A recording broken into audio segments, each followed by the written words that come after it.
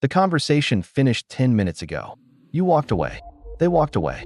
Nothing unusual happened. Yet the interaction didn't end. It restarted in your mind. You replay the moment where you paused too long before answering. You replay the sentence you worded slightly differently than intended. You replay their facial expression, the half-second one. At first it feels like reviewing memory. Then it becomes editing. You imagine a better reply, a clearer reaction, a smoother version of yourself. By the time you reach home, the event exists twice, the real one and the corrected one. And strangely, the corrected one feels more real. You're not trying to judge yourself. You're trying to stabilize something. Because for some people, conversations don't end socially. They end psychologically, and your mind believes it still has work to do. Some minds treat interaction as expression. Other minds treat interaction as prediction. During a conversation, you are not only listening to words. You are tracking tone, timing, micro-expressions, shifts in attention. You notice pauses others ignore. Not intentionally, automatically. So when the conversation ends, your brain checks accuracy. Did I respond correctly? Did they interpret that differently? Was that silence normal? You're not remembering. You're verifying. And verification rarely finishes quickly. Interestingly, overthinking rarely begins during the interaction. It begins afterward. Because while speaking, your mind prioritizes participation. Afterward, it prioritizes analysis. The brain replays events when it didn't reach certainty. Not certainty of facts, certainty of meaning. If an interaction felt completely clear, it ends immediately. If meaning stayed slightly ambiguous, your mind continues processing. So overthinking isn't created by the conversation. It's created by unfinished interpretation. This habit usually didn't start in adulthood.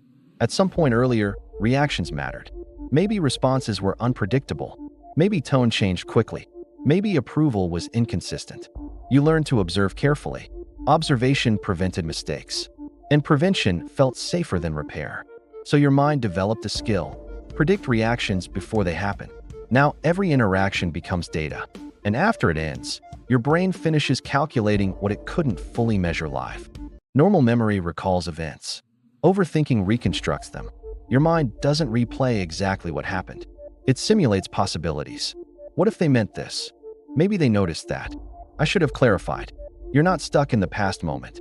You're running alternate versions to reduce uncertainty.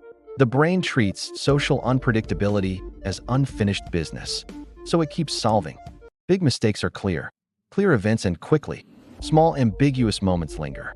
A short pause, a neutral expression, an unclear goodbye tone. Ambiguity creates mental loops because the brain can't categorize the outcome, so it keeps searching for conclusion. Not to criticize you, to complete the story.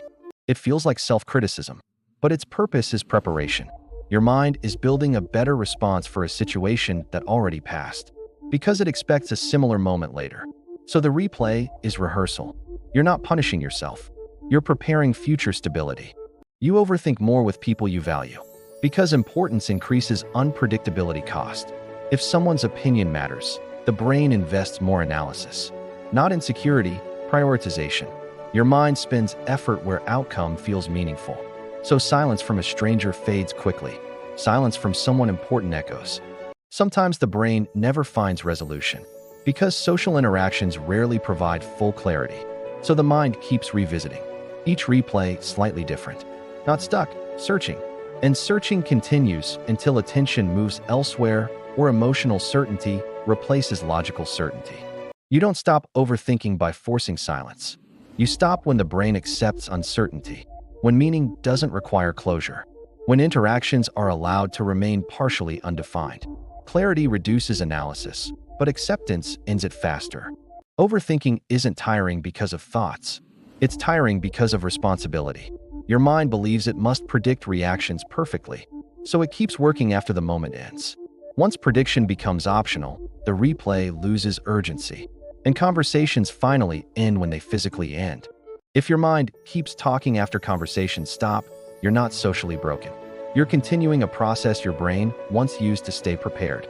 Understanding that changes how you relate to the thoughts. If this video explains something familiar, like the video so others recognize it too. And subscribe to Psychora, where we explore the hidden psychology behind everyday behavior. Some thoughts don't exist because something went wrong. They exist because your mind never received a signal the moment was finished.